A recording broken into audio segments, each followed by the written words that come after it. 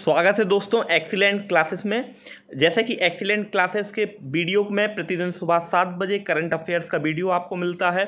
उसमें एक प्रश्न पूछा जाता है जिसका राइट आंसर देकर आप हमारे लकी विनर बन सकते हैं और प्रत्येक लकी विनर को हम उनका विनिंग प्राइस ऑनेस्टली भेज देते हैं। तो आपके सामने ये विनिंग लोगों की लिस्ट है। यह 12 लोगों को हमने यहाँ पर विनर घोषित किया था और सभी का जिनकी भी हमें डिटेल मिल पाई उनको हमने यहाँ पर भेज दिया है। हम आपको विद प्रूफ दिखाते हैं। आपके पास स्क्रीनशॉट्स हैं जिसमें हमने सभी विनर्स को, जो भी हमारे लकी विजेता हैं, सबको उनका विनिंग प्राइस भेज दिया है। तो dear aspirant, excellent classes honestly work करता है और जो कमिटमेंट करता है उसे पूरा करता है। आइए शुरू करते हैं आज का वीडियो।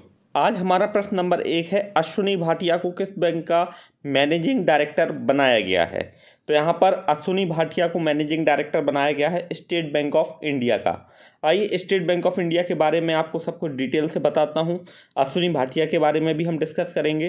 तो state bank of India Bharat की सबसे बड़ी और सबसे पुरानी बैंक है। डियर एस्पायरेंट, इसका मुख्यालय की बात करें तो इसका मुख्यालय कॉरपोरेट सेंटर मैडम कामा रोड मुंबई में स्थित है।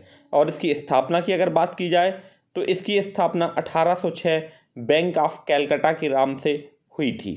इसके अगर बात करें प्रमुख व्यक्ति के रूप में तो इसके जो प्रमुख व्यक्ति हैं, इसके जो चेयरमैन हैं वो हैं रजनीश कुमार, और हाल में ही बैंक का प्रबंध निदेशक अर्थात MD मैनेजिंग डायरेक्टर बनाया गया है अश्विनी भाटिया को।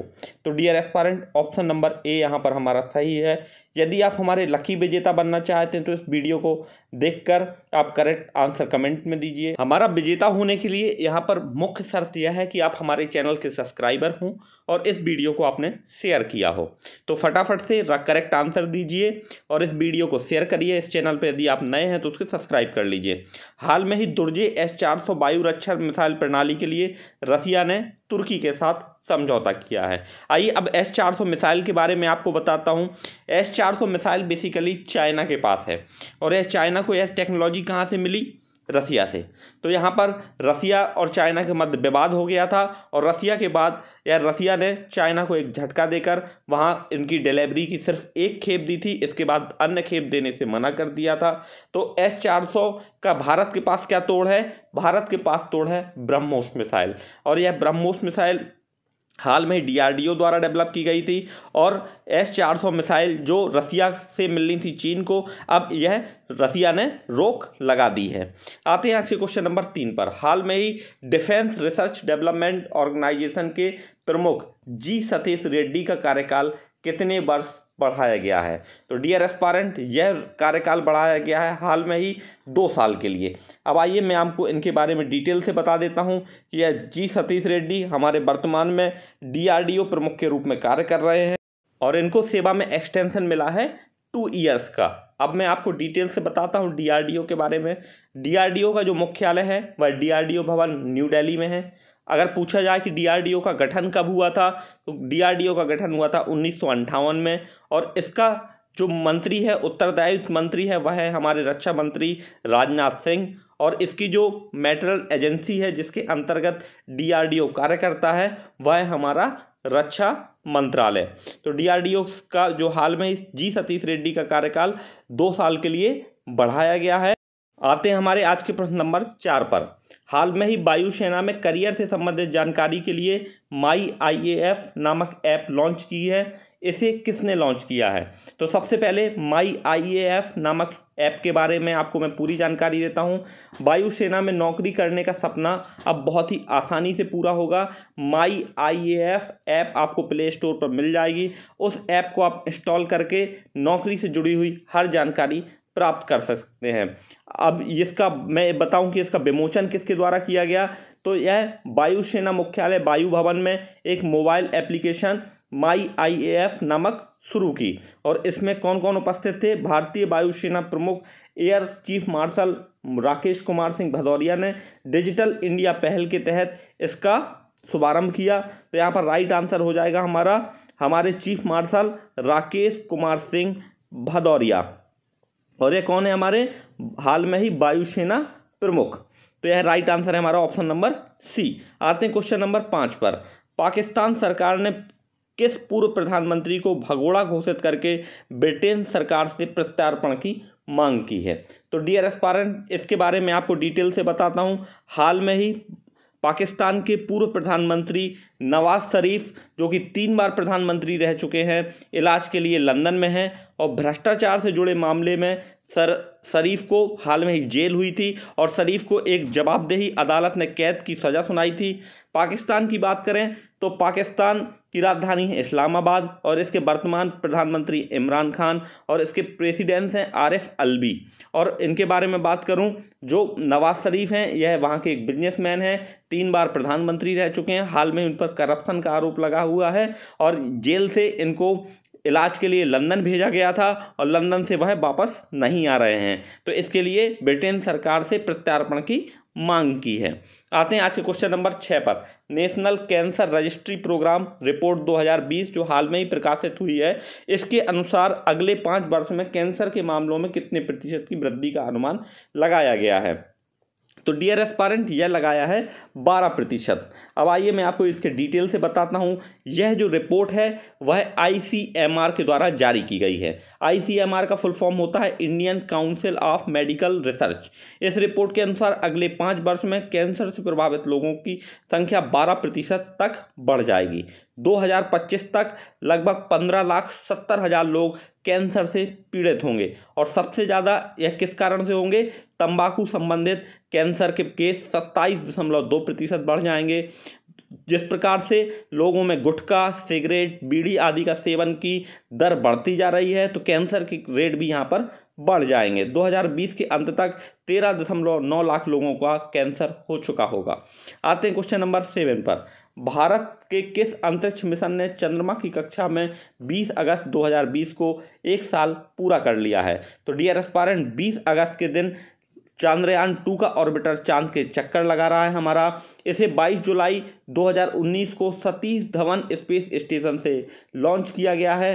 20 अगस्त 2019 को यह चांद की कक्षा में पहुंच गया था। हालांकि हार्ड लैंडिंग की वजह से इसका लैंडर और रोवर, आपने न्यूज़ में सुना होगा कि जो इसका विक्रम नाम का लैंडर था और इसके अंदर प्रज्ञान नामक रोवर था, दुर्घटनाग्रस्त हो गए थे। इसके कारण आप जो इमेज देख पा रहे होंगे, यह ऑर्बिटर बाहर ही नहीं निकल पाया था। हालांकि अभी भी इसमें एनालिसिस जारी है, ऑर्बिटर सही से काम कर रहा है और चांद की तस्वीरें भेज रहा है।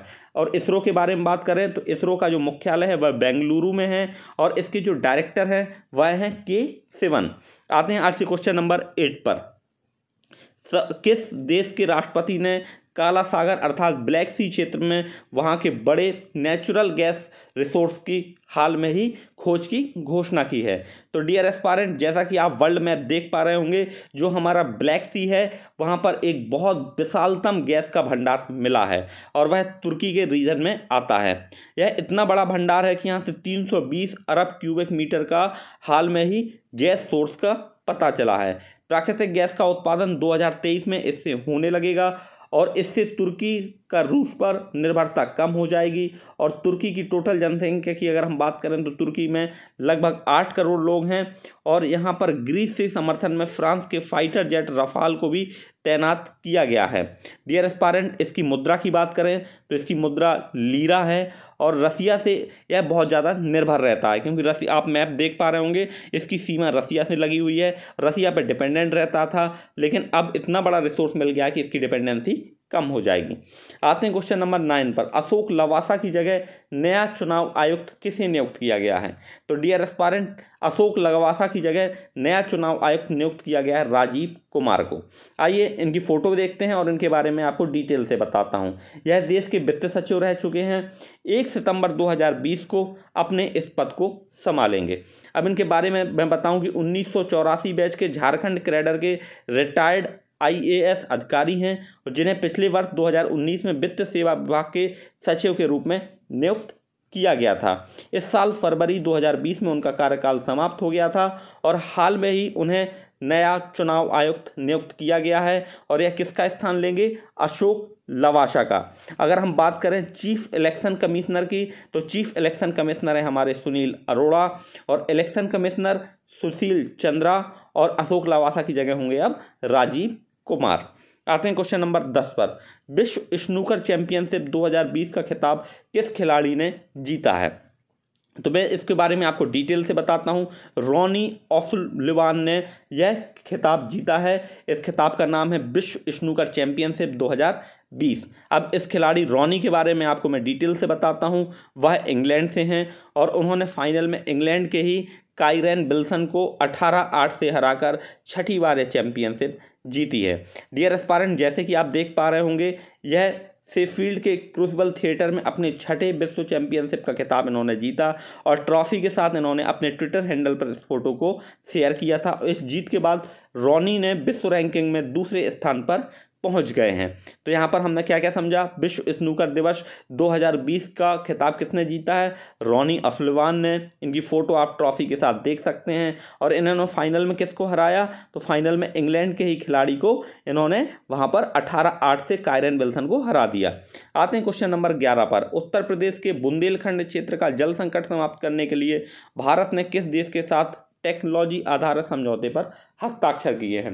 डियर एस्पायरेंट, जैसे कि हम जानते हैं कि उत्तर प्रदेश का बुंदेलखंड नामक क्षेत्र हमेशा सूखे से ग्रस्त रहता है, तो यह इजराइल की मदद से इस क्षेत्र का जल संकट समाप्त किया जाएगा।